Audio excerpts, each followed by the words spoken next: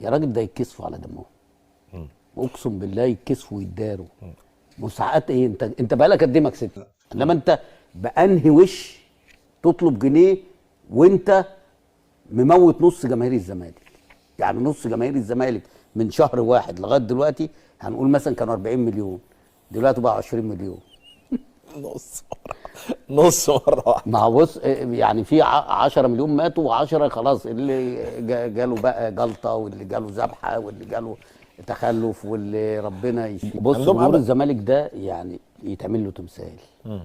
بس سيبك بقى من الشويه اللي هي مصلحجيه، خلينا في الشويه اللي هم في البيوت، اللي هم بيتعبوا بجد وبيعيوا بجد وفي ناس بتموت بجد.